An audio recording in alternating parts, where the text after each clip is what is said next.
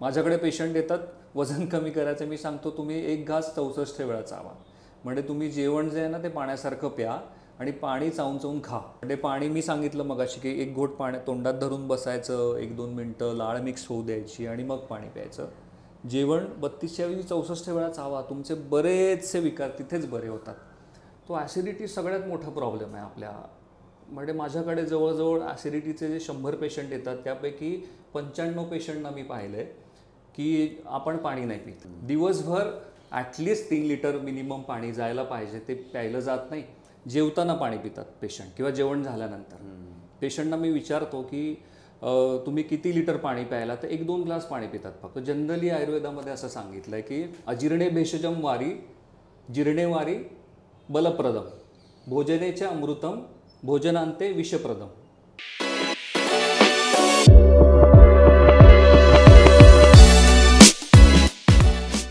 नमस्कार, welcome to my podcast गुफ्तगू with Girish.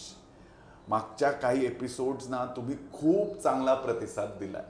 मला खूप आनंद होतोय की हे वेगवेगळे विषय जे मी हाताळतोय, जी वेगवेगळी मंडळी माझ्याबरोबर इथे येऊन व्यक्त होत आहेत, ती तुमच्यापर्यंत पोचत आहेत. त्याचा आनंद तुम्ही घेताय, त्यातनं काहीतरी प्रबोधन तुम्ही घेताय. आणि नेहमीप्रमाणे एक सांगतो की जर आत्तापर्यंत तुम्ही माझ्या चॅनलला सबस्क्राईब केलं नसेल तर जरूर करा. असेच काही अर्थपूर्ण कंटेंट मी तुमच्यापर्यंत पोचवण्यासाठी बांधील आहे. कारण मला असं वाटतं की मी जे विचार करतो, जे माझ्या आजूबाजूला घडतं, जे माझ्या विचारांवर परिणाम करतं, ते मी माझ्या यूट्यूबमधनं शेअर करत असतो. तर जरूर सबस्क्राईब आणि लाईक आणि शेअर करा. आता आज एक फार रेलेव्हंट सब्जेक्ट मी डिस्कस करणार आहे, जो माझ्या मित्रांना, माझ्या आजूबाजूच्या मंडळींना भेडसावतो. आपल्या सगळ्यांनाच माहिती आहे की एक अर्बन लाईफस्टाईल, शहरी जीवनशैली आपल्याला अनेक पातळ्यांवर अफेक्ट करत असते. मानसिक, शारीरिक, बौद्धिक, आध्यात्मिक. आणि सतत आपलं शरीर जे सांगतं ते आणि आपल्याला ज्या करायच्या आहेत त्या ड्युटीज, त्या आणि आपल्या काही मॉरल रिस्पॉन्सिबिलिटीज, काही emotional responsibilities, financial responsibilities, citizen म्हणून, नागरिक म्हणून असलेल्या रिस्पॉन्सिबिलिटीज, या सगळ्यांमध्ये एक सतत केऑस चाललेला असतो, वादविवाद चाललेला असतो प्रायोरिटीजचा. आणि या सगळ्यामध्ये 40मध्ये जेव्हा माणूस येतो तेव्हा वेगवेगळ्या समस्या समोर यायला लागतात. माझ्या अनेक मित्रांना मी बघतो, अनेक हेल्थ इश्यूज त्यांना भेडसावत आहेत सध्या. 40 म्हणजे मला सांगायचं झालं माझ्या बाबतीत तर मला हा चष्मा लागला. आणि मला हा चष्मा लागला तेव्हा मला रिअलाइज झालं की अरे बापरे, मला आता 40 आली. तोपर्यंत मी तसंच ते उच्छृंखल आयुष्य जगत होतो. म्हणजे आत्ताही मी जगतोच उच्छृंखलपणे, पण 40ला जगतो. पण प्रत्येकालाच ते जमेल असं नाही. म्हणून मी म्हटलं की 40 नंतर पुरुषांना होणाऱ्या आरोग्य समस्या या विषयावर मला व्यक्त व्हायलाच पाहिजे. आणि यासाठी आज आपल्याकडे आलेले आहेत डॉक्टर सतीश सूर्यवंशी. म्हणजे मी त्याला ते म्हणणं म्हणजे मलाच काहीतरी वेगळं वाटतंय, कारण तो माझा खूप चांगला मित्र आहे. आम्ही बऱ्याचदा भेटतो, बोलतो, गप्पा मारतो. तो एक चांगला अभिनेता आहे. माझ्याबरोबर त्याने अनेक मालिकांमध्ये कामं केलेली आहेत. आणि त्याने भारती विद्यापीठ म्हणून BA-MS केलेलं आहे. म्हणजे तो आयुर्वेदाचार्य आहे. तो एक प्रॅक्टिसिंग आयुर्वेदाचार्य आहे. अनेक लोक त्याच्याकडे कन्सल्टन्सी करतात. अनेक शोध त्याने लावलेले आहेत. Post graduate diploma in general medicine आणि post graduate diploma in emergency medical services हे सुद्धा त्याने ॲडिशनल क्वालिफिकेशन मिळवलेलं आहे. आणि शिवाय certificate in child health care हे सुद्धा त्याच्याकडे आहे. आणि गेली अनेक वर्ष तो आयुर्वेदिक कन्सल्टंट म्हणून काम करतो. तर मला असं वाटलं त्याच्यापेक्षा जास्त योग्य व्यक्ती कोणी नसावी, म्हणून मी त्याला इथे बोलवलंय. सतीश, तुझं खूप खूप स्वागत. I am very happy to have you. Thank you so much. आता मला सांग की बऱ्याच गोष्टींमध्ये आपण ऐकत असतो की आयुर्वेदिक, ॲलोपॅथिक, होमिओपॅथिक, हे हे हे काय? आणि आमच्या माझ्यासारख्या जनसामान्यांमध्ये हा प्रश्न नेहमी असतो की की अरे नाही रे, ते ॲलोपॅथी नाही परवडत, त्यापेक्षा ते होमिओपॅथी बघा. नाही रे, ते नाही, ते आयुर्वेदाकडे जा. मग काही लोक इकडनं तिकडे, तिकडनं इकडे. तर तुझा काय टेक आहे? ह्या सगळ्यांमध्ये काय वेगळेपण आहे आणि त्यांचं काय प्रक्रिया असू शकते? मला असं वाटतं की लोक जे भेदभाव करतात की नाही, तो ॲक्च्युली नाही आहे. जिथे आयुर्वेद संपतं ना, तिथे ॲलोपॅथी चालू होतं. ओके. मला पर्सनली असं वाटतं की काही काही रिस्ट्रिक्शन्स आहेत. जसं एखाद्या पेशंटला हार्ट अटॅक आला, स्टेप्टोकायनेस अवेलेबल आहे, go to the ICU and take it ना. त्याच्यानंतर पेशंटचा जीव वाचतो ना. बरोबर. म्हणजे मला असं वाटतं की जिथे आयुर्वेद संपतं तिथे ॲलोपॅथी चालू होतं, पण ॲलोपॅथी जिथे संपतं तिथे आयुर्वेद चालू होतं.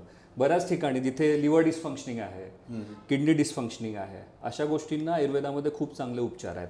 कोविडमध्ये आपण पाहिलं, कोविडमध्ये आयुर्वेदाचा खूप छान रिझल्ट लोकांना मिळाला. हां, आणखीन एक उल्लेख करण्यासारखी गोष्ट म्हणजे त्याने कोविडच्या काळात स्वतः एक कोविड किट डेव्हलप केलं होतं. आणि त्याने मला आठवते त्या काळात मलाही सांगितलं होतं की तुला जर कधी गरज भासली तर मला कळव. त्यांनी त्या काळात 25,000 लोकांना त्या कोविड किटद्वारे, जे त्याने स्वतः डेव्हलप केलं होतं, क्युअर केलेलं आहे, वाचवलेलं आहे. तो खूप खूप कॉंग्रॅच्युलेशन्स त्याबद्दल. हां, सॉरी, बोल. ॲक्च्युली काय आहे, कोविडच्या काळामध्ये सुद्धा ना, मला असं वाटतं की लोकांना ताप येत होता. तर ताप येणं ही खूप चांगली गोष्ट आहे. लोक काय करायचे, ताप आला की डोलो 650 लोकांना माहीत झालेलं, ते लगेच घेऊन टाकायचं. ताप काय येतो शरीरामध्ये? आपल्या शरीरामध्ये एखादा व्हायरस, बॅक्टेरिया आला तर शरीर काय करतं? शरीर आपलं टेम्परेचर वाढवतं. त्याचं कारण असतं, व्हायरस किंवा बॅक्टेरियाची ग्रोथ वाढू नये म्हणून आपल्या शरीराचं टेम्परेचर वाढतं. पण मग त्यासाठी आपण काय करतो, जनरली पॅरेंट्स येतात माझ्याकडे किंवा फोन करतात की अरे डॉक्टर, मुलाला ताप आला आहे, मुलीला ताप आला आहे, काय करायचं? मी पॅरासिटामॉल देऊन टाकलं. तर मला असं वाटतं की ते करण्यापेक्षा म्हणजे नॅचरली ताप येणं खूप चांगली गोष्ट आहे. आपण लगेच क्रोसिन दिली, पॅरासिटामॉल दिली आणि ताप कमी केला, तर आपण शरीराला मदत नाही करत. ओके. तर शरीराला मदत करण्यासाठी काय करू शकतो? नॅचरली उपाय म्हणजे बादलीभर गरम पाणी घ्यायचं, त्यात पाय बुडून बसायचं अर्धा पाऊण तास. आपल्या शरीराचं टेम्परेचर वाढलं की आपसुकच आपला ताप कमी होतो.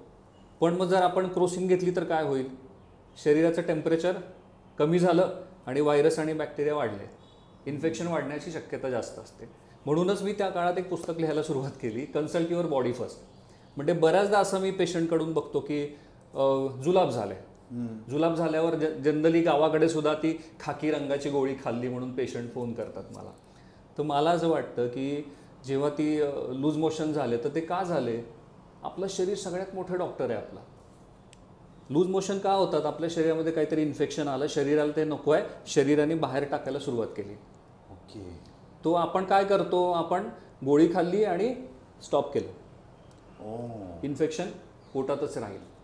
त्यापेक्षा काय करावं? भरपूर पाणी प्यायचं, कारण पाणी वॉटर लॉस होतो असतो. तो पाणी भरपूर प्यायचं आणि आपोआपच लूज मोशन थांबतात, ज्या क्षणी शेवटचा बॅक्टेरिया, व्हायरस निघून जातो शरीरातून. त्यामुळे लूज मोशन थांबवायची गरज नाही, शरीर सगळं करत असतं. शरीर आपला सगळ्यात मोठा डॉक्टर आहे. तर माझ्या पुस्तकाचं सबटायटल हेच आहे की your body is your super specialist. म्हणजे आम्ही वैद्य किंवा डॉक्टर इतर जे असतात ना, ते फक्त आणि फक्त सहाय्यक म्हणून काम करतात. खरं डॉक्टर कोण आहे? तुम्ही एखादं औषध शरीरामध्ये घेतलं तर शरीर बरं करत असतं, औषध बरं नाही करत. तो दिस इज व्हेरी इम्पॉर्टंट. नाही, पण मग परत coming back to my question, what is the difference between allopathy, ह्याचं काय म्हणजे ते का वेगळं आहे? त्याचं काय बेस वेगळा का असा गणला जातो? बेस वेगळा नाही आहे. सगळ्यांचं एकच उद्देश आहे की पेशंटला बरं करणं. आता मी आयुर्वेदाचा स्टुडंट आहे, आयुर्वेदाची प्रॅक्टिस करतो. तो बऱ्याचशा गोष्टी अशा आहेत की समजा आपण एखादं संशोधन करायचं म्हटलं तर आयुर्वेदाचं आणि ॲलोपॅथीचं संशोधन करायच्या पद्धती वेगळ्या आहेत. ओके. आयुर्वेदामध्ये आम्ही विचार करतो की वात, पित्त, कफ, प्रकृतीचा विचार केला जातो. ॲलोपॅथीमध्ये कसं असतं, समजा आपण लसूणावर शोध करायचं ठरवलं, ॲलोपॅथीप्रमाणे आपण 100 लोकांना घेतलं ठीक आहे. पण त्यामध्ये 100च्या 100 पित्त प्रकृती लोक असतील आणि त्यांच्यावर जर आपण लसूण दिलं त्यांना रोज खायला, तर निष्कर्ष काय येणार आहे? लसूण खाल्ल्यानंतर पित्ताचे विकार होतात, ॲसिडिटी वाढते, उष्णता वाढते. पण तेच जर कफाचे पेशंट असतील, कफदोषाचे, तर त्यांना चांगला रिझल्ट मिळणार आहे. तो बेसिक गोष्टी ज्या आहेत ना, त्या बेसिक गोष्टींमध्ये खूप फरक आहे. ॲलोपॅथीचं संशोधन करायची पद्धत वेगळी आहे, आयुर्वेदाची पद्धत वेगळी आहे. आणि शिवाय वेगवेगळे परम्युटेशन कॉम्बिनेशन, राईट, परिस्थितीजन्य किंवा प्रकृतीजन्य. होमिओपॅथीचं काट्याने काटा काढायचा जो प्रकार असतो, म्हणजे एखादा पेशंटला समजा साप चावला आहे, ठीक आहे, तर औषध म्हणून साफाचंच विष दिलं जातं, पण ते न्यूट्रलाइज करून दिलं जातं. होमिओपॅथीची ती कॉन्सेप्ट असते. ओके. आता coming back to the concept of our podcast, 40 नंतर पुरुषांच्या आयुष्यात काय काय इश्यूज येतात जे कॉमन आहेत? आपण वरून सुरुवात करूया. केस कमी होणं, केस गळती वाढायला लागते, निद्रानाश होतो, झोप लागायची कमी होते, टेन्शन आणि नैराश्य यायचा सुरुवात होते. ओके. चष्मा लागतो. आपण म्हणतो ना 40 नंतरचा चष्मा, ॲज यू सेड की 40 नंतर चष्मा लागतो आपल्याला. तो चष्मा लागणं आहे, दाताचे विकार चालू होतात, कोलेस्ट्रॉल वाढतं, ब्लड प्रेशर वाढतं, किंवा सेंट्रल ओबेसिटी सगळ्यात मोठा प्रॉब्लेम आहे भारतीय, म्हणजे पोट सुटणे. हां, पण त्यातल्या त्यात भारतीय पुरुषांचा सगळ्यात मोठा प्रॉब्लेम फक्त पोटच वाढतं, बाकी सगळं वाढत नाही. ओके. तो सेंट्रल ओबेसिटी आहे, किंवा आपण म्हणू शकतो डायबिटीज आहे. डायबिटीज आता भारत तर डायबिटिक कॅपिटल झालं आहे बऱ्यापैकी. पुन्हा पोट साफ न होणं, इट स्टार्ट्स विथ ॲसिडिटी. सगळ्यात मोठा प्रॉब्लेम आजकालचा जो आहे, आपण म्हणतो ना आपल्या संस्कृतीप्रमाणे पण म्हणतो की आपले सगळे विकार कुठून चालू होतात? पोटापासून. तो ॲसिडिटीपासून सुरुवात होते ते कॉन्स्टिपेशनपर्यंत. मग पुरुषांमध्ये प्रोस्टेट ग्रंथी वाढणं, आधीच्या काळी 50-60 नंतर वाढायच्या, आता 40 नंतर सुद्धा लोकांना प्रॉब्लेम चालू झालेत. पुन्हा इरेक्टाईल डिस्फंक्शन असू शकतं, पाठीचा विकार, ऑस्टिओपोरोसिस आहे, हाडं ढिसूळ होणं, तो आणि कॅन्सरसारखे विकार तर आता कॉमन झाले आपल्या खाण्यापिण्याच्या पद्धतीमुळे. तो एवढे सगळ्या गोष्टी आपल्याला काळजी घेणं गरजेचं आहे, कारण ह्या सगळ्या गोष्टी आत्ता आपण बघतो. पण तुम्हाला काय वाटतं की हे कशामुळे निर्माण होत असेल? हे बघ, हे तर आम्ही सगळेजण ऐकून वाचून आहोत की लाईफस्टाईल बदलली आहे, वर्क प्रेशर्स वाढलेले आहेत, फूड क्वालिटी रिड्यूस झालेली आहे, हवामान बदललेलं आहे, मेंटल प्रेशर्स खूप आहेत माणसांवर सध्या, डेडलाईन्स किंवा इकॉनॉमिक प्रेशर्स, फायनान्शियल रिलेशनशिप्स, हे तर आहेतच. पण दैनंदिन हॅबिट्स ह्या काय कारणीभूत ठरतात असं तुला वाटतं?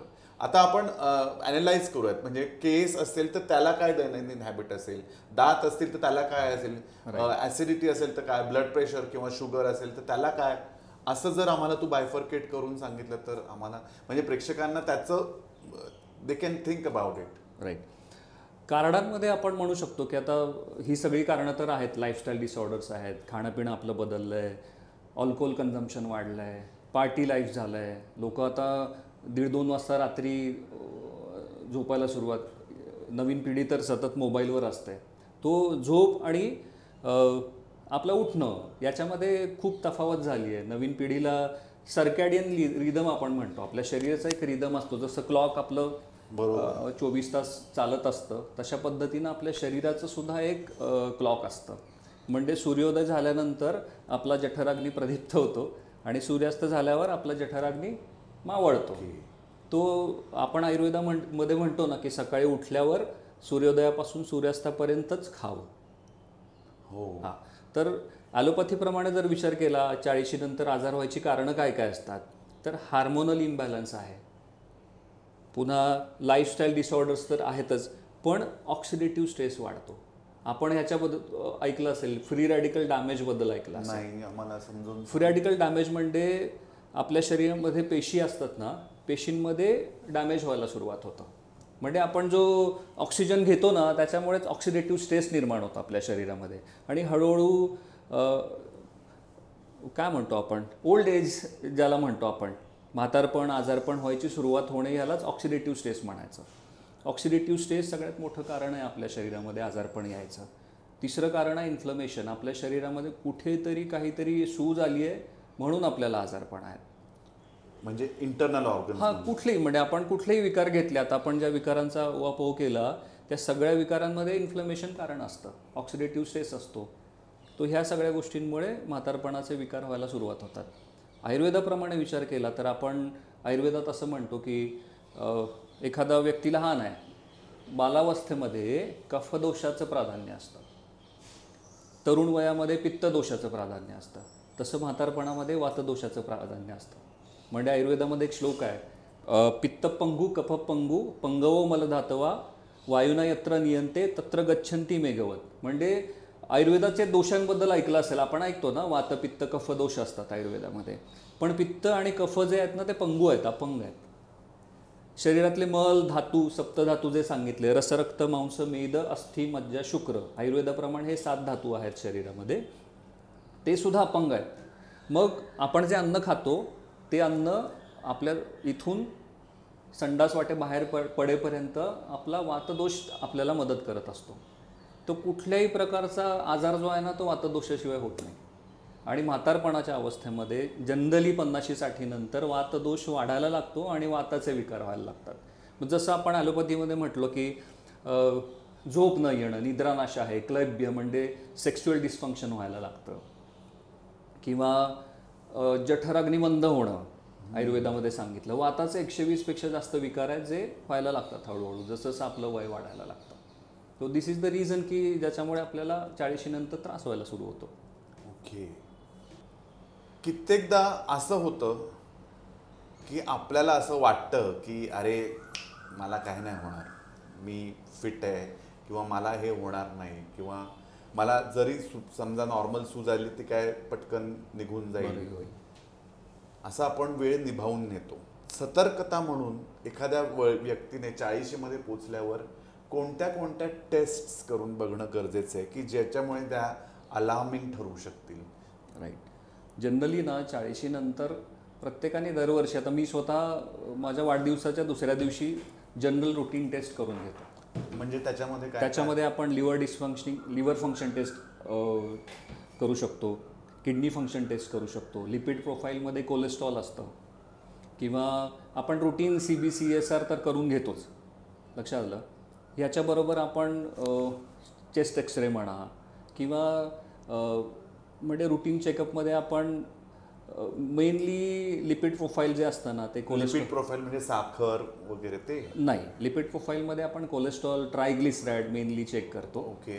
आणि डायबेटिक प्रोफाईल आपण चेक करू शकतो, म्हणजे सकाळची शुगर जी आहे जेवणापूर्वीची आणि जेवणानंतर 2 तासाची. हो. युरिन रुटीन आपण चेक करू शकतो, प्रोस्टेटची चेकअप करून म्हणजे करणं गरजेचं आहे. पुन्हा रुटीन चेकअपमध्ये आपण सगळ्यात महत्त्वाचं म्हणजे कोलेस्ट्रॉल बघू शकतो, लिपिड प्रोफाईल आहे, किडनी फंक्शन टेस्ट आहे, लिव्हर फंक्शन टेस्ट आहे, किंवा आपण डोळ्याचं चेकअप करून घेऊ शकतो, रुटीन डेंटल चेकअप आपण करून घेऊ शकतो, प्रोस्टेट एक्झामिनेशन करून घेऊ शकतो. ज्याच्यामध्ये मेनली आहे PSA लेवल. तो प्रोस्टेट ग्रंथी वाढण्याचं प्रमाण खूप वाढलं आहे आजकाल. तो ह्या सगळ्या मेन टेस्ट आपण करून घेऊ शकतो, किंवा मानसिक चाचणी करून घेऊ शकतो, म्हणजे स्ट्रेसची चाचणी करून घेऊ शकतो. स्ट्रेसबद्दल फारसा आपण भारतामध्ये विचार करत नाही, पण तो केला पाहिजे. गुड. आता स्ट्रेसवरनं मला आठवलं, काय केलं किंवा काय झालं किंवा काय समोर आलं आपल्याला, जसं तू म्हणलं consult your body first, body पहिल्यांदा काय सांगते की ज्याच्यामुळे आपल्याला कळतं की वी आर स्ट्रेस्ड? असं आहे का मापदंड? बऱ्याचदा काय होतं की जनरली 40 असं वय आहे ना की आपलं बऱ्यापैकी करिअरची सुरुवात झालेली असते, मुलं मोठी झालेली असतात, तो निद्रानाश असतोच ना सततच्या विचार करण्यामुळे, आणि मग त्याच्यामध्ये आपल्याला मग सतत विचारांमुळे झोप न लागणं, आणि मग सर्कॅडियन रिदम जे म्हणालो ना की ते बिघडायला होतं. बरोबर. मग हळूहळू त्याचा परिणाम आपल्या शरीरावर व्हायला लागतो. उदाहरणार्थ ॲसिडिटी. तो ॲसिडिटी सगळ्यात मोठा प्रॉब्लेम आहे आपल्या.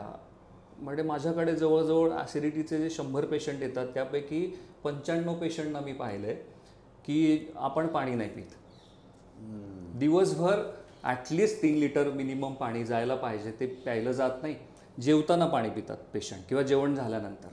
पेशंटना मी विचारतो की तुम्ही किती लिटर पाणी प्यायला, तर 1-2 ग्लास पाणी पितात फक्त. तर जनरली आयुर्वेदामध्ये असं सांगितलं आहे की अजीर्णे भेषजम वारी जीर्णे वारी बलप्रदम भोजनेचे अमृतम भोजनांते विषप्रदम. म्हणजे एखाद्याला अजीर्ण झालं आहे, जेवण पचलेलं नाही, अशा वेळेला थोडंसं कोमट पाणी प्यायल्यानंतर ते खूप चांगलं काम करतं. म्हणजे औषधासारखं काम करतं. एखाद्याचं जेवण पचलं आहे, त्यांनी जर पाणी प्यायलं तर त्यांनी बल मिळतं शरीराला. भोजन करताना एक अर्धा ग्लास पाणी प्यायला पाहिजे की जेणेकरून आपण मिक्सरमध्ये काही टाकलं तर ते बारीक करायचं असेल तर आपण काय करतो, थोडंसं पाणी टाकतो की जेणेकरून ते बारीक व्हावं, एकरूप व्हावं सगळं. आणि जेवणानंतर जर आपण पाणी प्यायलं तर it is like a poison only.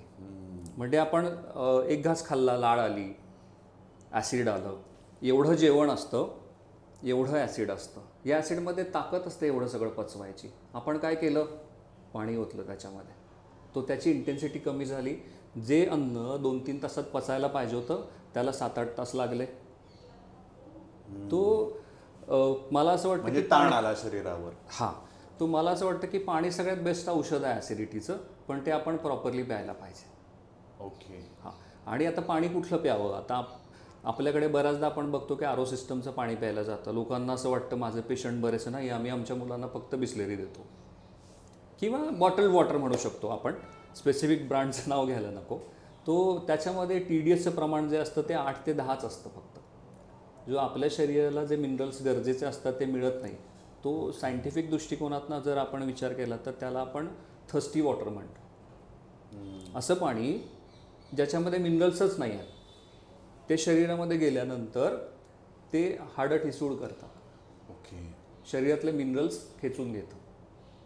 तो पाणीसुद्धा मी आता गेले 6-7 वर्ष झालं लोकांना खूप प्रबोधन करतो याविषयी.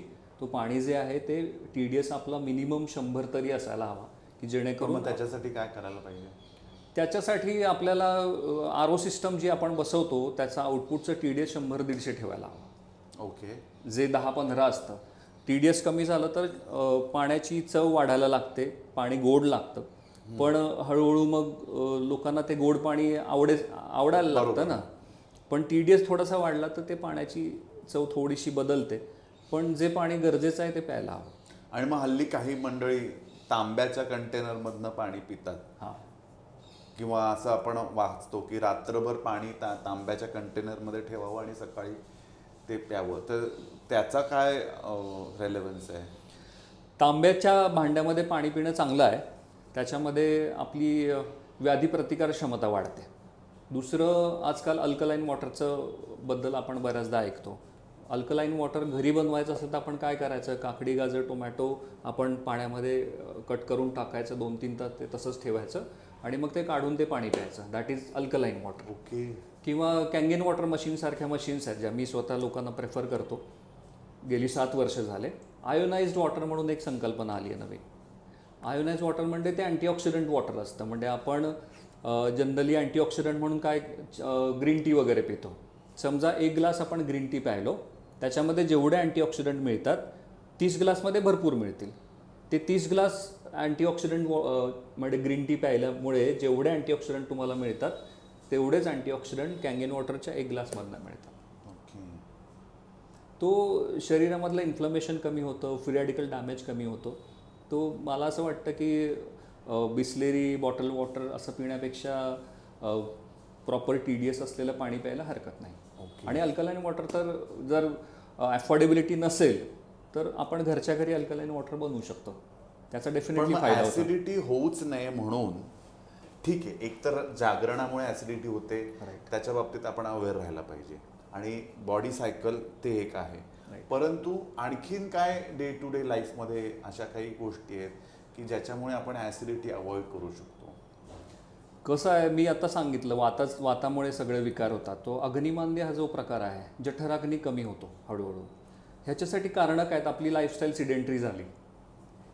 जुन्या काळी लोक दिवसभर शेतात काम करायचं आहे, त्यामुळे त्यांचा जठराग्नी चांगला होता. सकाळी लवकर उठायचे, अंधार पडल्यावर झोपून जायचे.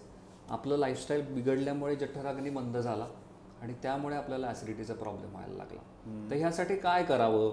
पहिला उपाय तर मी सांगितला की पाणी प्यायचं. ते कसं कधी प्यायचं हे सांगितलं, पण ते कसं प्यायचं हेही महत्त्वाचं आहे. तर पाणी पिताना ना बरेचसे लोक काय करतात, पाणी घेतात, गटा गटा गटा गटा गटा उभं राहून पाणी पितात. तो पाणी पिण्यासाठी कसं प्यावं हे सुद्धा आयुर्वेदात सांगितलं आहे. प्रॉपर मांडी घालून बसायचं आणि घोट घोट करून पाणी प्यायचं. Sip by sip. हां, तो फुकटचं औषध काय पाणी आहे. दुसरं फुकटचं औषध आहे आपली सलायवा. आपण एक घोट पाणी घ्यायचं, लाळ पूर्णपणे प्रॉपर मिक्स झाली पाहिजे. मी माझ्या पेशंटचा फोन आला ना की डॉक्टर खूप ॲसिडिटी वाढली, काय करू आता, घरच्या घरी काय करू. एक घोट पाण्याचा घ्यायचा, 1-2 मिनटं प्रॉपर लाळ मिक्स करू द्यायची, गिळून टाकायचा. पुन्हा दुसरा घोट घ्यायचा, प्रॉपर लाळ मिक्स करून द्यायची आणि पुन्हा गिळून टाकायचा. 15 ते 20 मिनिटात ॲसिडिटीचा प्रॉब्लेम सॉल्व्ह होतो. कारण सलायवा जी असते ना ती अल्कलाईन असते. हो का? तो इट इज व्हेरी इम्पॉर्टंट. दुसरं औषध आहे सलायवा, तो आपण पाणी पिताना ते प्रॉपरली फॉलो केलं पाहिजे. तिसरं आजकाल म्हणजे माझ्या माहितीप्रमाणे असं आहे की लोक बरेचसे पेस्ट वापरतात, टूथपेस्ट. ॲसिडिटी किल करण्यासाठी?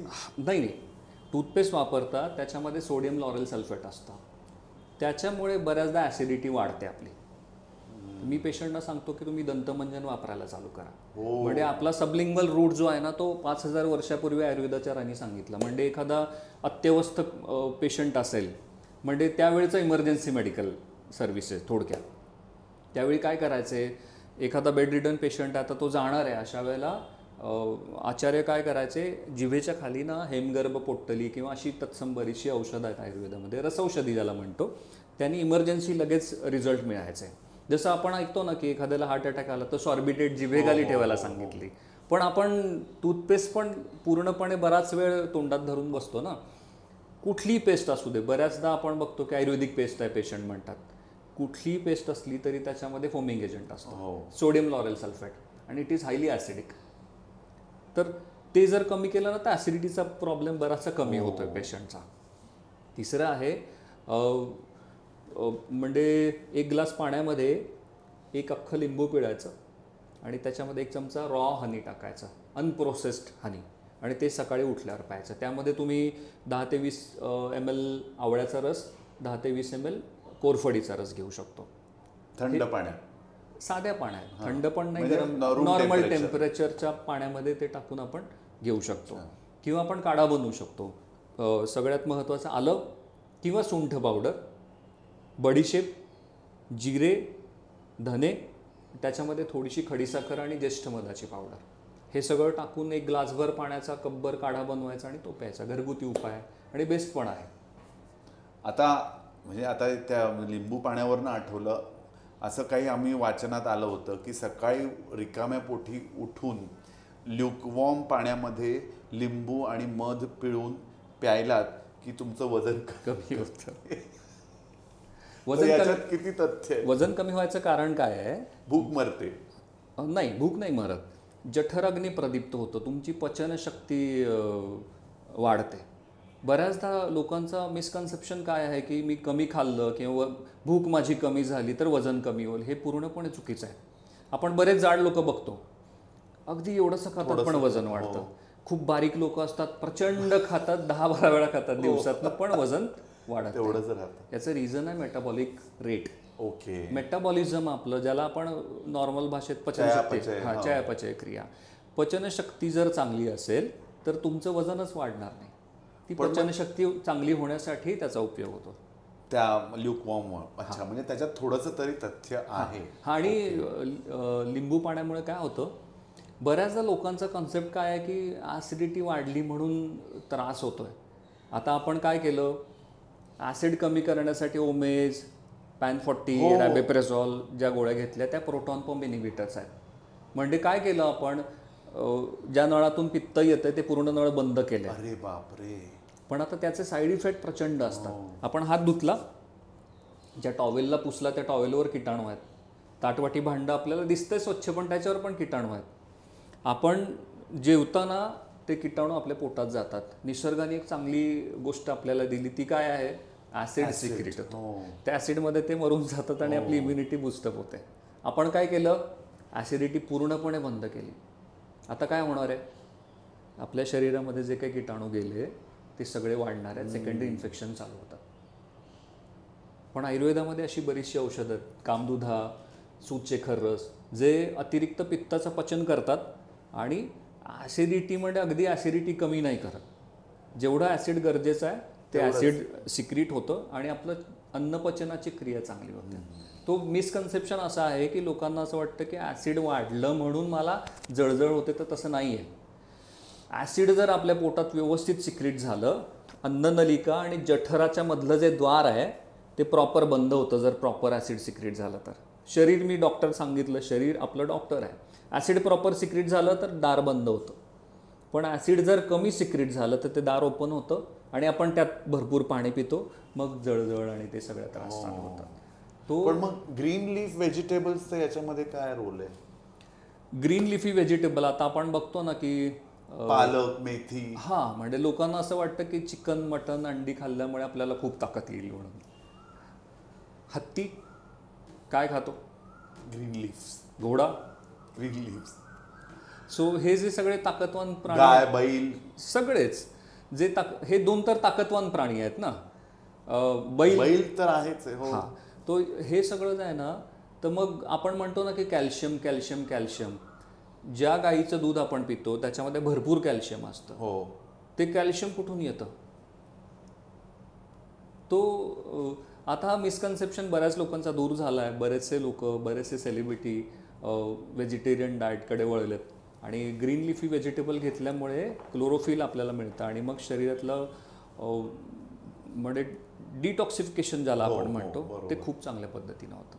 मग मी लोकांना सांगतो की 50 ग्रॅम मेथी, 50 ग्रॅम पालक, 5 ग्रॅम कोथिंबीर आणि 5 ग्रॅम पुदिना एवढं सगळं घ्या, मिक्सरमध्ये थोडंसं पाणी टाकून स्मूदी बनवा आणि रोज प्या. फक्त एकदा केल्यामुळे आपल्या शरीराचं रोज शुद्धी व्हायला लागते. मी आता हे करणार आहे सगळं. येस. मला तर डबल फायदा आहे की माझा पॉडकास्ट पण झाला आणि मला दैनंदिन जीवनात सुद्धा बरेच उपाय. पण आणखीन एक, मासे खाणे, चिकन खाणे, मटन खाणे, क्रॅब्स खाणे, हे पण आपल्या मानवी हॅबिटेटमध्ये आहेच ना. हो. मग त्याचं कसं? आयुर्वेदामध्ये सुद्धा चिकन सूप वगैरे सगळं सांगितलंय. मांसाहार पूर्वीच्या आयुर्वेदात काळी सुद्धा मोर सांगितलंय. मारून खायचे, हरिण मारून खायचे, वेगवेगळे प्राणी खायचे. आयुर्वेदात सुद्धा सांगितलंय मांसारस. पण आजकाल ते मिळत नाही ना.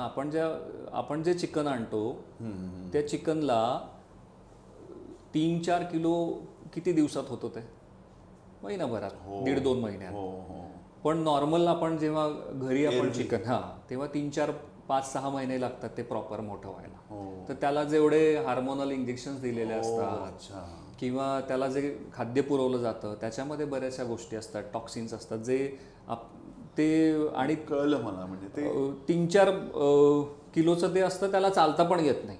ते बंदिस्त वातावरणात. तो आपण जे खातो तशा पद्धतीचं आपण आयुष्य जगायला लागतो ना. त्याचा सगळ्यात वाईट परिणाम आपल्या शरीरावर होत असतो. तो चिकन वाईट नाही आहे, आजकाल आपण जे खातो ते चिकन वाईट आहे. बरोबर आहे.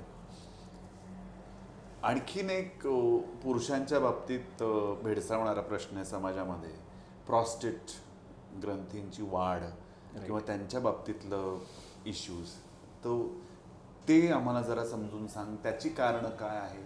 ते होऊ नये म्हणून काय करायला पाहिजे? काय काळजी घ्यायला पाहिजे? आता आणि झाल्यावर काय काळजी घ्यायला? जुन्या काळी काय व्हायचं, 60-70 नंतर प्रोस्टेट ग्रंथी वाढायची. पण आजकाल आता 40 नंतर बरेचसे पेशंट येतात ज्यांच्यामध्ये प्रॉब्लेम दिसतो आपल्याला. सगळ्यात मोठं लक्षण काय आहे तर लघवीला अडखळत होणं आहे.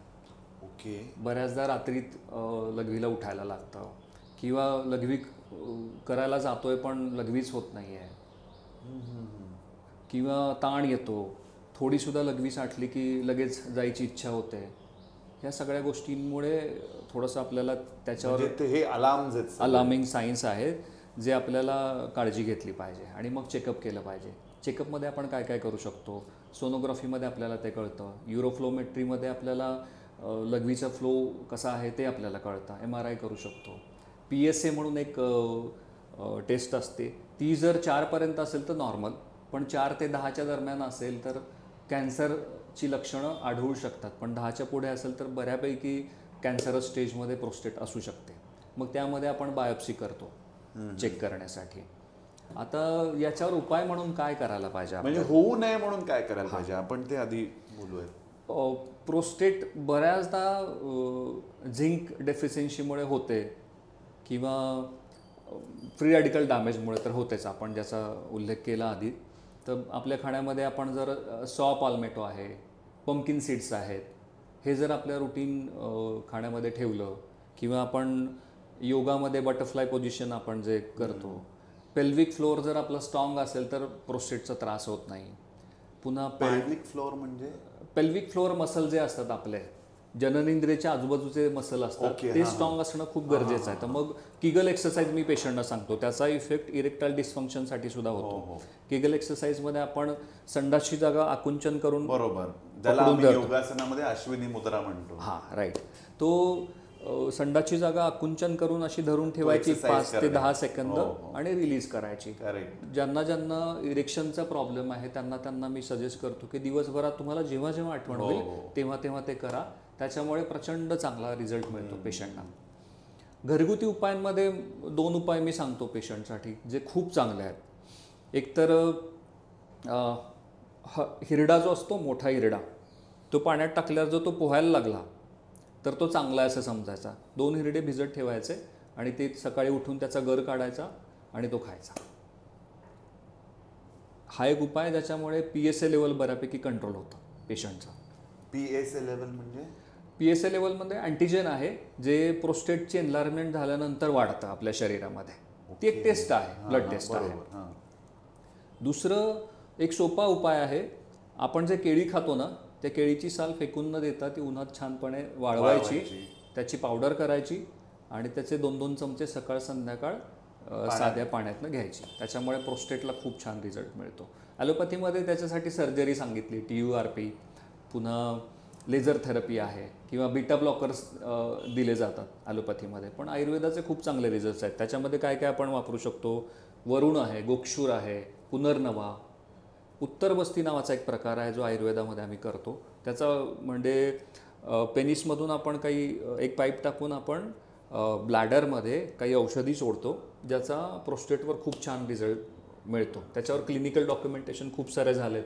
धान्य गोक्षूर नावाचं एक घृत मिळतं, त्या घृताचा पण खूप चांगला रिझल्ट आहे. तो आयुर्वेदामध्ये अशी बरीचशी औषधं आहेत ज्याच्यामुळे प्रोस्टेट एनलार्जमेंट आपण कंट्रोल करू शकतो आणि फ्युचरमध्ये त्याचा काहीच त्रास होत नाही. आणि DIP डाएट हे काय असतं?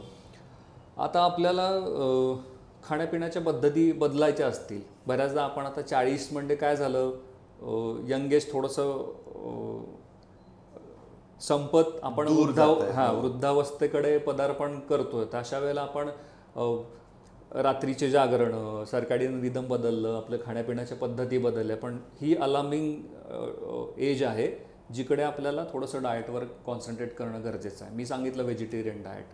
DIP डाएटमध्ये आपल्याला सकाळी 12पर्यंत फक्त फळं खायची असतात. एखाद्याचं वजन 80 किलो आहे तर आपल्याला 10नी भागायचं, किती झालं, 800 ग्रॅम आपल्याला फळं खायची सकाळी. जी काही फळं अवेलेबल असतील ती, पण आपल्या देशात उगवणारी. बरोबर. बऱ्याचदा आपण ते ड्रॅगन फ्रूट, किवी वगैरे त्याची गरज नाही. आपल्या प्रदेशामध्ये जी काही फळं येतात ती आपल्यासाठी सात्म्य असतात, तीच आपण खायला हवी. 800 ग्रॅमपर्यंत सकाळी 12पर्यंत फळं खायची. जेवणामध्ये आपल्याला 2 प्लेट करायच्यात.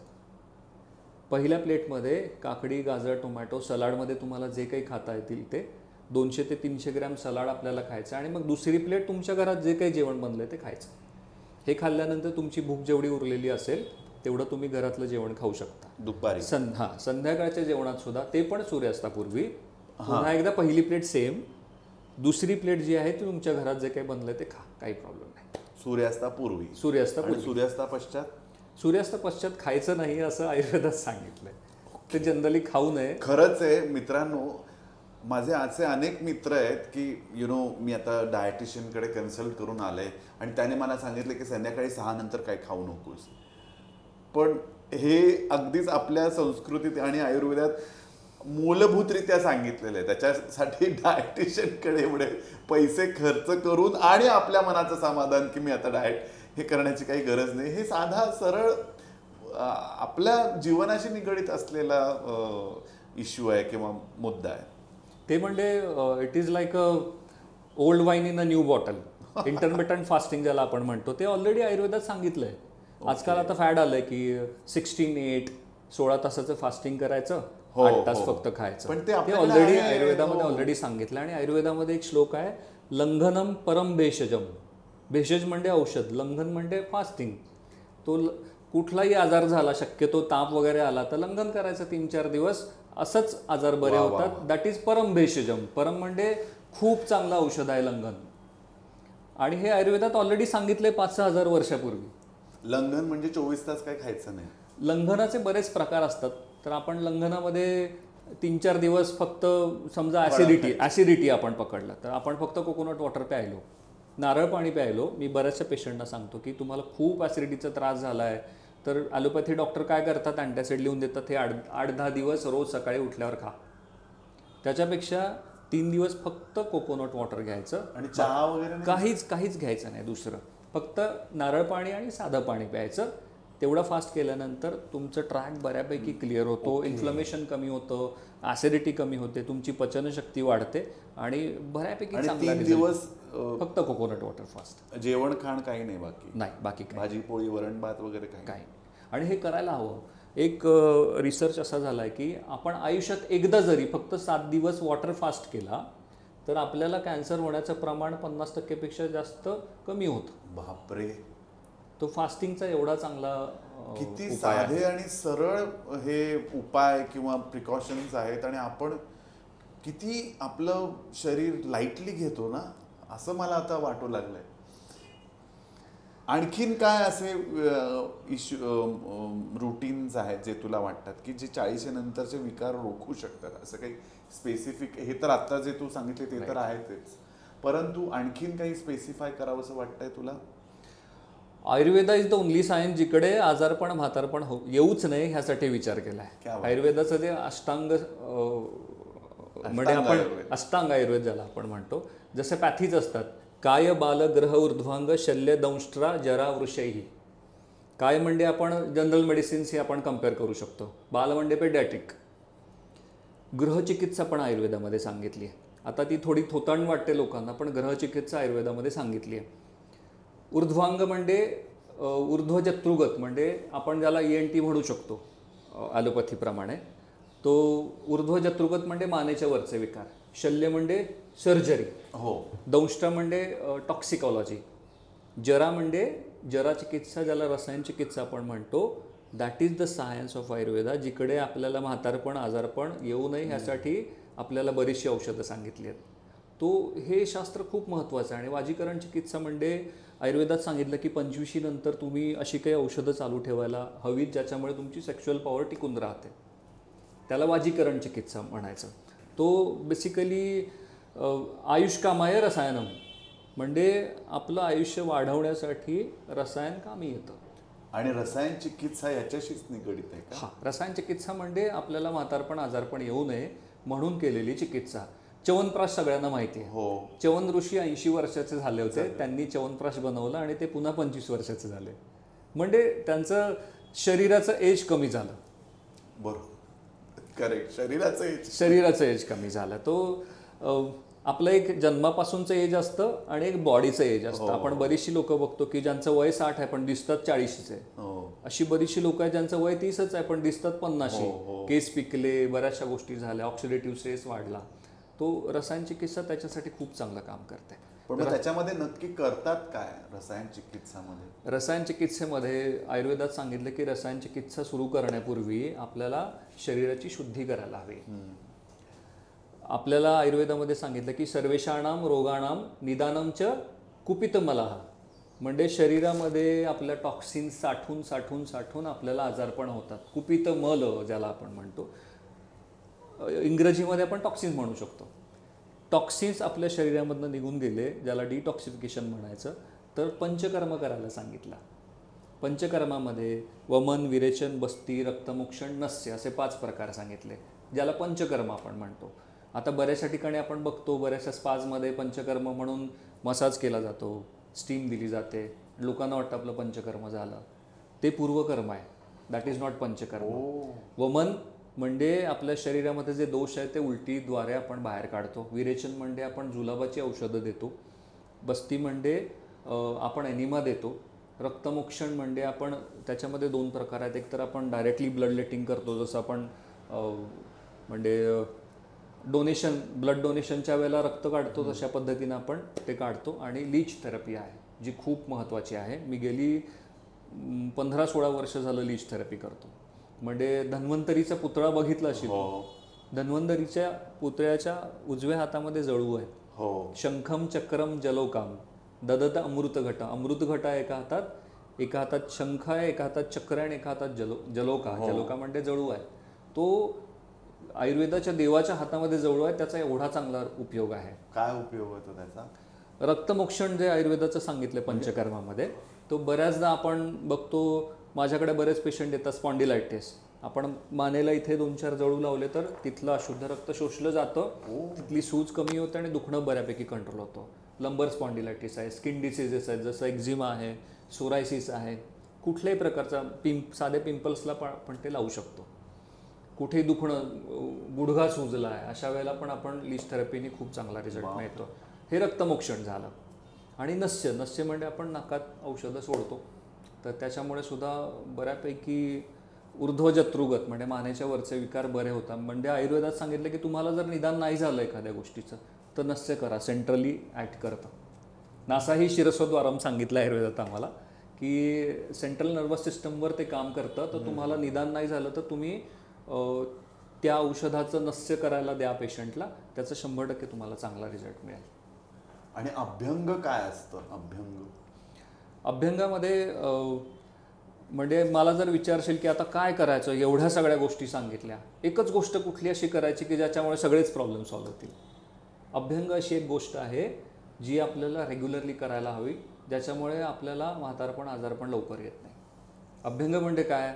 आपल्या पूर्ण शरीराची मसाज करायची, तेल मालिश करायची. कुठल्या तेलाने करू शकतो आपण? तिळं तेल वापरू शकतो. आपण उत्तरेकडे गेलो तर ते लोक मोहरीचं तेल वापरतात. साध्या ज्यांना पित्त दोषाचं प्राधान्य आहे त्यांना खोबरेल तेल आपण वापरू शकतो. फक्त आणि फक्त मसाज केल्यामुळे आपण जे काही आजार आत्ता सांगितले त्या सगळ्या आजारांवर आपल्याला मिळतो. म्हणजे अभ्यंगम नित्यम आचरेत. अभ्यंग रोज करायला सांगितलं. कुठे कुठे? शिरश्रवण पादेशू म्हणजे डोक्याला रोज तेल लावायला हवं, कानात रोज तेल सोडायला हवं. कर्णपुरम नित्यम आचरेत सांगितलं. ॲलोपॅथीवाले लोक मान्य करत नाहीत की कानात रोज, जिथे कानाचं इन्फेक्शन झालं अशा वेळेला नाही, पण कानात रोज तेल सोडल्यामुळे 100 वर्ष व्यवस्थित ऐकू येतं असं आयुर्वेदात सांगितलं. ऊर्ध्वजत्रुगत विकार होत नाहीत. पादेशू म्हणजे पायाला, तळपायाला रोज तेल लावायला हवं, त्यांनी डोळ्यांचा त्रास कमी होतो. ओके. प्राणायाम, योगा, मेडिटेशन, माझ्या माहितीप्रमाणे हे पूर्णपणे वेगळे प्रांत आहेत पण तरी सुद्धा ते निगडीत आहेत. तर त्याचा 40 नंतर कसा आपण अवलंब करावा? राईट. बऱ्याचदा 40 नंतर ना वजन वाढलेलं असतं, किंवा आपलं चालणं कमी होतं. जेव्हा आपल्याला एक्सरसाइजची खरी गरज असते तेव्हा आपण करत नाही. त्याच्यामुळे आपण किती श्वास घेणार हे आपण जन्माला येतो तेव्हा ठरतं. आपण जेवढे कमी श्वास घेऊ, कमी वेळात घेऊ. म्हणजे आपण माकड बघतो, खूप फास्ट श्वास घेतं. कुत्रा खूप फास्ट श्वास घेतं, त्यांचं आयुष्यमान कमी आहे. पण हत्ती पाहिला किंवा कासव पाहिलं, 1 मिनिटामध्ये 3 ते 4 श्वासोश्वास घेतो तो. आणि मनुष्य प्राणी 15 ते 18 श्वास घेतो. त्या श्वास घेण्याचं प्रमाण जर 1 मिनिटामध्ये आपण कमी केलं आणि स्थिर व्यवस्थित श्वास घेतला, लहान बाळ झोपताना पाहिलं ना, त्याचं पोट हळूहळू वर येतं, हळूहळू खाली जातं. तो ॲबडॉमिनल ब्रीदिंग आपण शिकलो मेडिटेशनमध्ये, तेच आहे. म्हणजे काय होतं, ऑक्सिडेटिव्ह स्ट्रेस, ऑक्सिजन कमी पडला पेशींना, तो आपण प्रॉपर श्वास घेतला, अनुलोम विलोम जे आपण म्हणतो, तर प्रॉपर ऑक्सिजन प्रत्येक सेलला मिळाला तर कॅन्सरचं महत्त्वाचं कारण तेच आहे, सेलला ऑक्सिजन मिळत नाही. तर हे खूप महत्त्वाचं आहे की आपण श्वास प्रॉपरली घ्यायला हवा. मग मला याचं एक पेटंट मिळालं आहे जलनेती बॉटलचं. जलनेती म्हणजे योगाची एक अशी प्रक्रिया आहे, षटक्रिया ज्याला, त्याच्यामध्ये एका नाकपुडीतून मिठाचं पाणी टाकून दुसऱ्या नाकपुडीतून बाहेर येतं. ठीक आहे, तो हे सगळे सायनसेस क्लिअर होतात. बरोबर.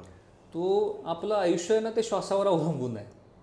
आपला श्वास जेवढा क्लिअर होईल, म्हणजे हे अडथळे कमी झाले तर आपण हळूहळू श्वास घेऊ. अडथळे आले की फास्ट श्वास घेणं होईल. तो जेवढा आपण हळूहळू आणि संथ गतीने श्वास घेऊ आणि जेवढं डीप ब्रिदिंग करू तेवढं ऑक्सिजनेशन प्रत्येक सेलला मिळणार आहे आणि असंही आपलं आयुष्य वाढणार आहे. It is as simple as that. Proper श्वास घेतला तर आयुष्य वाढणार आहे. आता तू म्हणाला होतास हे पेटंट मिळाले, त्याच्याविषयी आम्हाला जरा सांगशील का? कसलं पेटंट आहे? 2 पेटंट मिळालेत मला. एक जलनिधी बॉटलचं डिझाईनचं पेटंट आहे आणि दुसरं शिरोधारा मशीनचं पेटंट आहे. ओके. शिरोधारा म्हणजे एक शंकराच्या पिंडीवर जे तांब्या असतो तशा पद्धतीचं तांब्या आणि इथे तेलाची धार पडताना आपण पाहिली असेल चित्रात वगैरे. तो म्हणजे कोविडच्या काळात पण मी बरंचसं काम केलं. तर सगळ्यात मोठा प्रॉब्लेम आता जगाचा काय आहे तर स्ट्रेस फॅक्टर आहे. गरीब असो श्रीमंत असो प्रत्येकाला स्ट्रेस आहे. आपण जर 2 तास प्रॉपर मेडिटेशन केलं किंवा 1-2 तास आपण समुद्रकिनारी फिरलो, हिल स्टेशनला फिरल्यानंतर जे नेगेटिव्ह आयन्स आपल्याला मिळतात किंवा मन जेवढं शांत होतं तेवढं अर्धा पाऊण तास शिरोधारा केल्यानंतर होतं. तो शिरोधारा एवढी महत्त्वाची आहे आपल्यासाठी. आता काय होतं, शिरोधारा करायला आपल्याला सेंटरमध्ये जावं लागतं. जुन्या काळी काय व्हायचं, ब्लड प्रेशर चेक करायचं, डॉक्टरांकडे जा, स्पिग्नोमॅनोमीटर असायचा, पट्टी गुंडाळायची आणि मग तिथेच जाऊन चेक करायचं. पण आता आपण घरी करू शकतो. माझं इन्व्हेन्शन असं आहे की people now can have shirodhara at home. ओ अच्छा. 1-2 वर्षात ते बाजारात येईल. इंटरेस्टिंग. आणि जलनिधीचं? जलनिधी ऑलरेडी चालू आहे ॲमेझॉन, फ्लिपकार्टवर. आयुर्टेक जलनिधी टाकलं ना की लोकांना ते मिळतं. मला असं वाटतं आपण ही लिंक डिस्क्रिप्शन बॉक्समध्ये देऊया. चष्मा. चष्मा आता काय, 40 नंतर येणारा चष्मा, इरेक्टाईल डिस्फंक्शन, हे सगळं काय आणि हे म्हणजे आपण या सगळ्या गोष्टींबद्दल बरोबर इतके यूज टू होऊन जगायला लागतो. पण ते जर आपण विचार केला तर ते टाळता येऊ शकतात. येस, डेफिनेटली येऊ शकतं. त्याच्यासाठी काय करायचं, एक सोपा उपाय सांगतो. रात्री तुम्ही दंतमंजन करून प्रॉपरली झोपायचं. सकाळी उठल्या सकाळची थुंकी घ्यायची, लाळ घ्यायची आणि ती डोळ्यात लावायची, दोन्ही डोळ्यात. तोंड धुतलेल्या असताना का न धुतलेले? न धुता. ठीक आहे. त्याच्यामुळे चष्म्याचा नंबर कमी होतो. याच्यावर संशोधन झालंय. हे मी ऐकलं. सगळे सोपे उपाय आणि फुकटचे उपाय आहेत. सकाळची लाळ उठल्या डोळ्यात टाकल्यानंतर डोळे आपले खूप शार्प होतात. आणि दुसरं आता साधे उपाय आहेत. जसं आपल्याला बऱ्याचदा मी बघतो पेशंटना की संध्याकाळी झोपायच्या वेळेला लाईट बंद केली बेडरूमची आणि मोबाईलवर खेळत बसले किंवा काहीतरी बघत बसले. That is the main reason. मुलांना सुद्धा आता प्रॉब्लेम्स व्हायला लागले, कारण सगळ्या मुलांचा अभ्यास फक्त मोबाईलवरच होतोय. आपण कंटिन्युअसली मोबाईल आहे, टी व्ही आहे, लॅपटॉप आहे आणि म्हणजे ह्या सगळ्या रेजमुळे ना डोळ्यांना जास्त प्रॉब्लेम व्हायला लागला. मला तुला आणि प्रेक्षकांना हे सांगायला आवडेल की मी योगा प्रॅक्टिशनर आहे. अय्यंगार योगा मी शिकलेलो आहे आणि मी प्रॅक्टिस करतोय. पण केवळ योगामुळे माझा 40शीतला जो नंबर आहे, प्लस नंबर आहे, तो कमी झाला.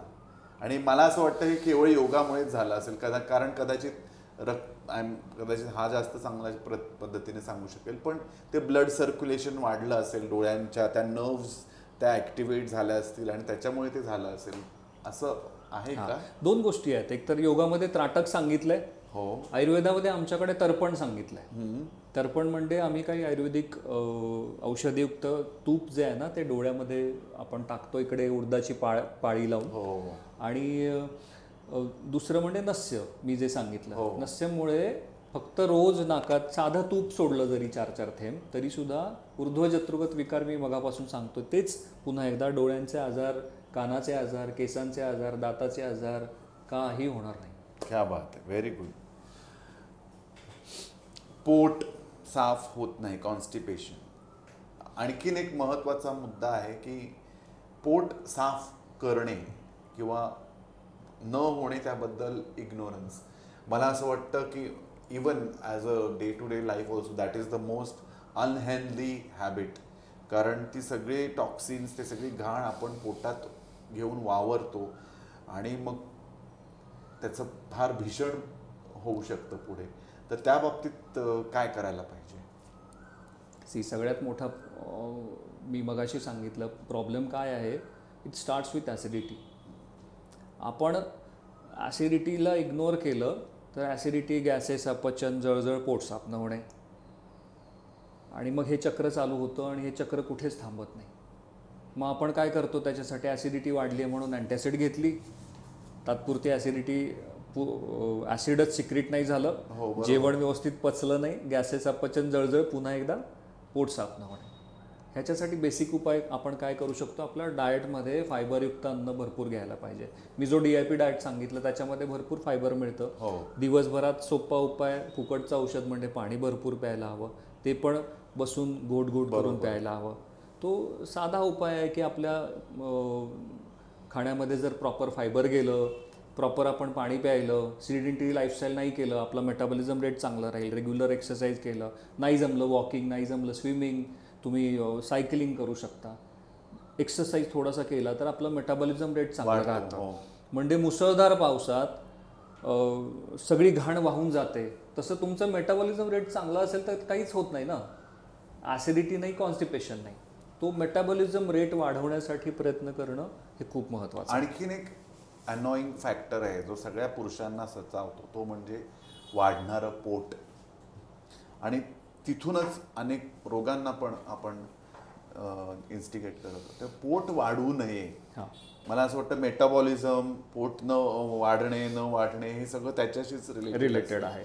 आणि व्यायाम तर करायलाच पाहिजे, चालणं, योगासन जे तू म्हणालास ते, सायकलिंग. आणखीन काय पोट वाढू नये याच्यासाठी? पुन्हा एकदा तेच मेटाबॉलिझम रेट, जठराग्नी तुमचा प्रदीप्त झाला पाहिजे.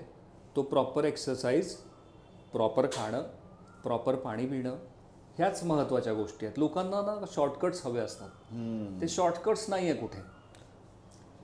एवढंच आहे ज्याच्यामुळे आपलं आणि काही लोक पोट आणि वजन कमी होऊ शकतं. काही लोक तर लायपोसेक्शनचं ऑपरेशन पण करतात.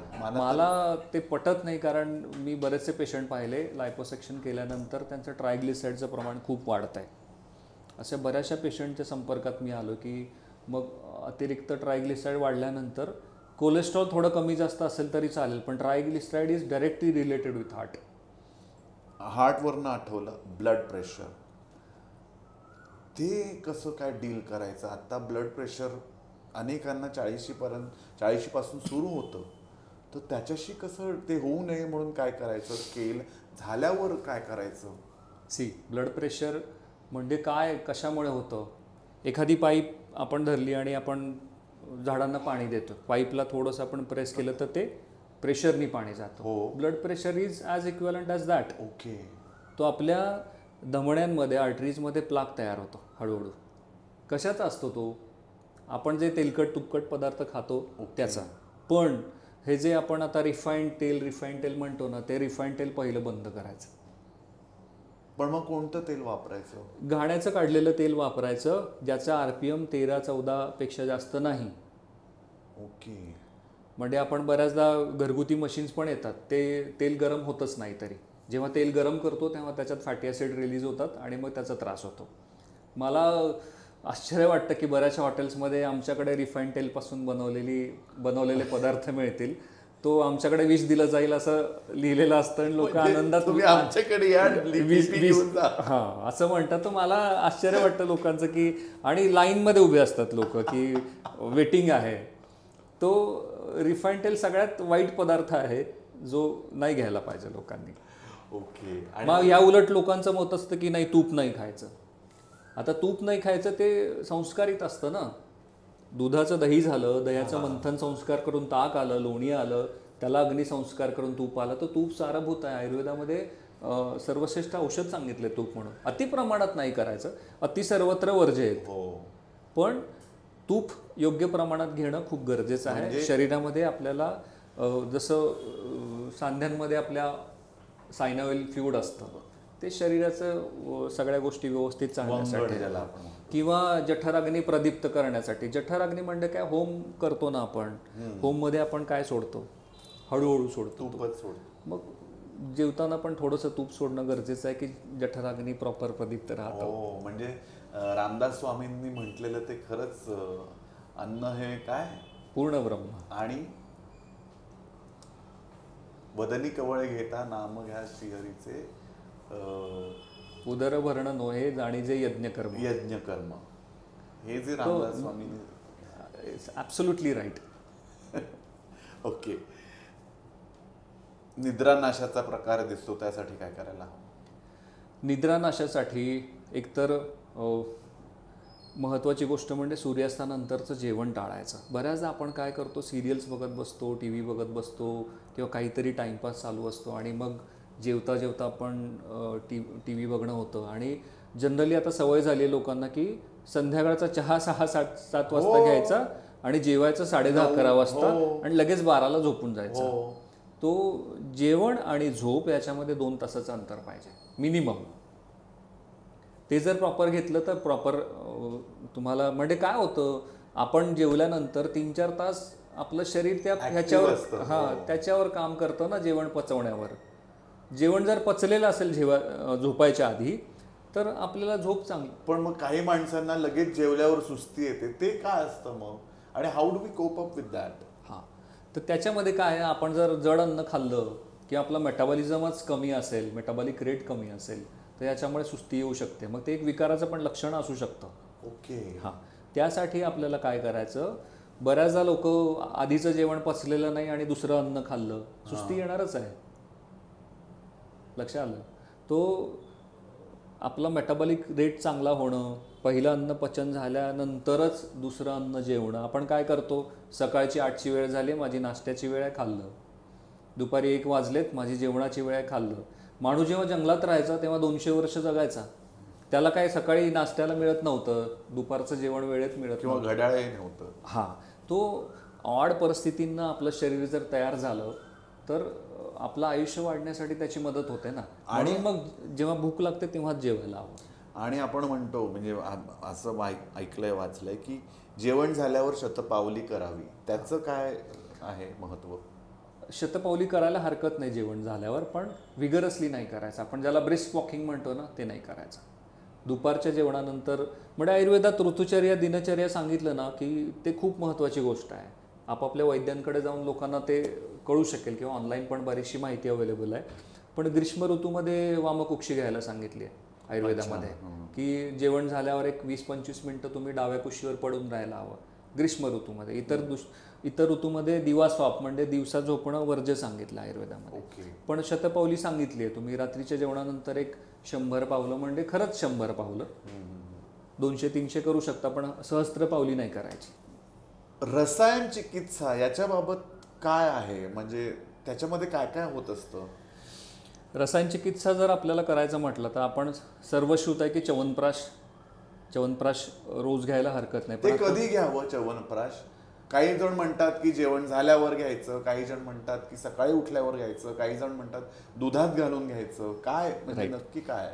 च्यवनप्राश घ्यायचा विधी म्हणजे सकाळी उठल्यावर प्रॉपर भूक लागलेली असताना च्यवनप्राश खायला सांगितला आहे आणि त्याच्यावर दूध प्यायचं.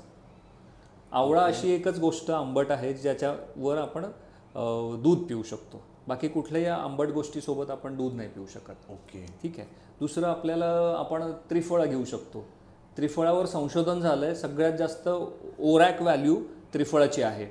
टर्मरिक आहे. आता कर्क्युमिन खूप प्रसिद्ध झालं आहे. कर्क्युमिन बऱ्याच ठिकाणी घेतलं जातं. कर्क्युमिनचा सुद्धा टर्मरिकचा ओरॅक व्हॅल्यू चांगला आहे. ब्राह्म्य रसायन म्हणून असतं, ब्राह्म्य रसायन घ्यायला हरकत नाही. त्रिफळा आपण 1 चमचा पाण्यात भिजवून ठेवायचं, सकाळी उठून ते थोडंसं रिकाम्या पोटी सकाळी उठल्या घ्यायचं. ओके. रात्री झोपताना घेतलं तर ते पोट साफ होण्यासाठी मदत करतं. सकाळचं त्रिफळा शरीराचं बल वाढवण्यासाठी मदत करतं. हो का? आणखीन त्याच्याबरोबर आपण कर्क्युमिन घेऊ शकतो रेग्युलरली.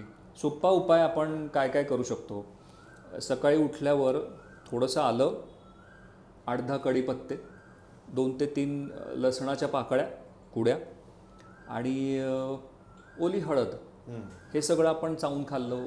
सकाळी उठल्यानंतर उष्यपान केलं म्हणजे आयुर्वेदात सांगितलं, जसं मगाशी तू म्हणालास की गरम पाणी प्यायचं सकाळी उठल्या.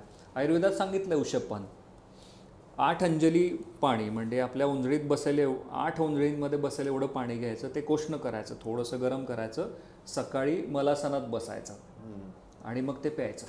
आणि मग मी सांगितल्याप्रमाणे थोडंसं आलं, ओली हळद, किंवा मग तुम्ही थोडंसं पाणी टाकून ते मिक्सरमध्ये काढून त्याचं स्मूदी बनवून पिऊ शकता. आणि चहा कॉफी वर जे आहे त्याच्यामध्ये टॅनिन, कॅफिन, ब्लॅक कॉफीचं बऱ्यापैकी संशोधन झालं की जे उपयोगी आहे, पण आपण त्याच्यात साखर टाकून पितो किंवा दूध टाकून पितो, बऱ्याचदा तो प्रॉब्लेम आहे. आणि काळा चहा म्हणजे विदाऊट मिल्क चहा, विदाऊट मिल्क चहा घेऊ शकता, काही प्रॉब्लेम, पण साखर पुन्हा टाकायची नाही त्याच्यात. मग काय गुळ गूळ टाकायचा, पण मग दूध टाकायचं नाही. आता आजकाल बरोबर. बऱ्याच ठिकाणी आपण बघतो की गुळाचा चहा, दूध आणि गूळ वर्ज्य सांगितलंय. हो बरोबर. बऱ्याचशा रील्स मी बघतो, बऱ्याचशा रील्समध्ये सांगितलं जातं की दूध आणि केळी रोज खा, विरुद्धांना आहे. एक रील मी मागे पाहिली, त्याच्यामध्ये सांगितलं की सत्तूमध्ये दूध टाका, दुधामध्ये केळी टाका, केळीमध्ये गूळ टाका. द्विदल धान्य कुठलंही दुधासोबत घ्यायचं नसतं. दूध आणि कुठलंही फळ एकत्र घ्यायचं नसतं. दूध आणि गूळ विरुद्धांना आहे. तर हे सगळं ना अवॉइड करायला पाहिजे. जे आयुर्वेदात सांगितलं की विरुद्धांना नाही घ्यायला पाहिजे. ओके. पण हे जे तू सकाळी उठल्यावर करायचं म्हणतोस, त्याची आणि चहाची कशी सांगड घालायची? म्हणजे चहा म्हणजे विदाऊट सकाळी उठल्यावर जर आपण लिंबू पाणी आणि मध घेतलं, त्याच्यातच तुम्ही आवळ्याचा ज्यूस टाकू शकतो, आपण अलोवेरा ज्यूस टाकू शकतो, आणि ह्या सगळ्याचा स्मूदी पण त्यातच टाकायचं आणि ते सकाळी घ्यायचं. एक अर्धा तास शांत बसायचं आणि मग चहा घ्यायला हरकत नाही. पण तोही विदाऊट शुगर, विदाऊट मिल्क. बरोबर. हो, म्हणजे काळा चहा. येस. गुड. पण त्याऐवजी गरम पाणी प्यायलं तर उत्तम आहे ना. कृष्णजल सगळ्यात बेस्ट आहे. चहा इतका सवयीचं झालं, सगळ्यांच्या आयुष्यात घुसलेला आहे. त्यापेक्षा मग चहाला एक बेस्ट ऑप्शन आहे आयुर्वेदामध्ये, रसायन चिकित्सेमध्ये. आपण अर्जुनाचा काढा आपण घेऊ शकतो. जो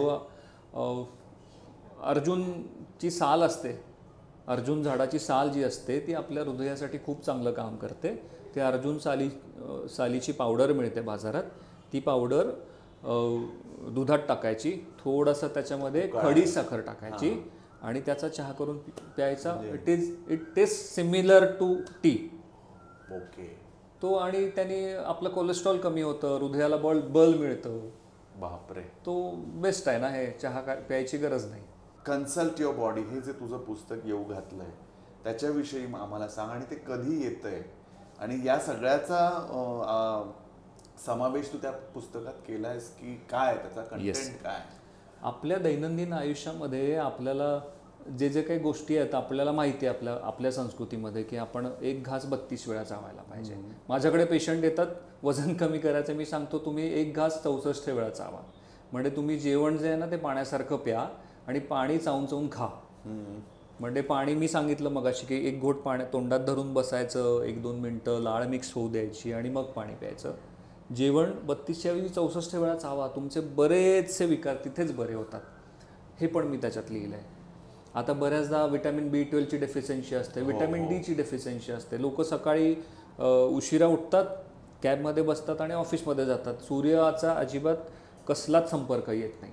विटॅमिन D आपल्याला, सूर्यकिरण आपल्या त्वचेशी रिॲक्ट करून आपल्या शरीरामध्ये विटॅमिन D बनतं.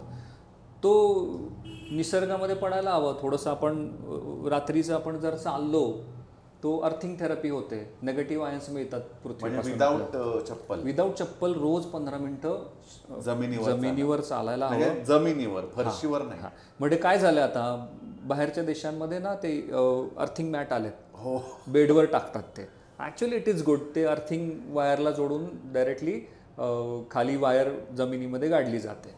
तो आपण पृथ्वीच्या संपर्कात राहतो रात्रभर. निगेटिव्ह आयन्स मिळतात आपल्याला.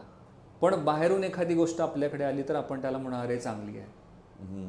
ही आधीपासून सांगितलं. निसर्गाशी तुम्ही समतोल साधा, निसर्गाच्या सानिध्यात राहा. जुनी लोक रानात काम करायचे चपला न घालता, निरोगी राहायचे. It's as simple as that.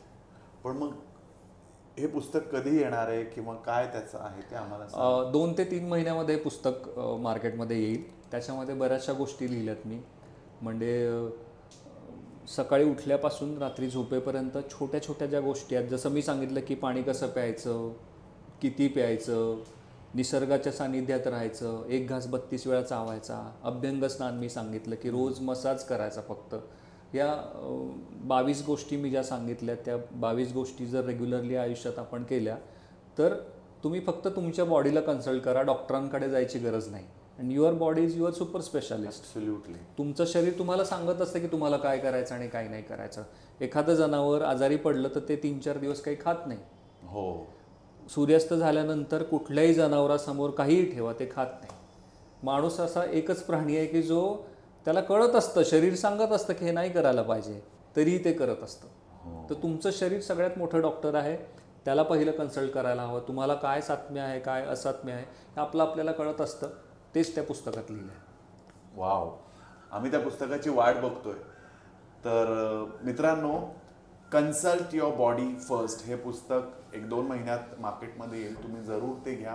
बापरे, किती इंटरेस्टिंग आहे. आणि मला याचं आय एम अमेज्ड की एवढं सगळं आपल्या अगदी हातापाशी आहे सगळं, पण आपण त्या गोष्टींकडे बघत नाही. मित्रांनो, आजच्या या पॉडकास्टचा तुम्ही नक्कीच आपल्या दैनंदिन जीवनात कसा अवलंब करता येईल याचा विचार करा.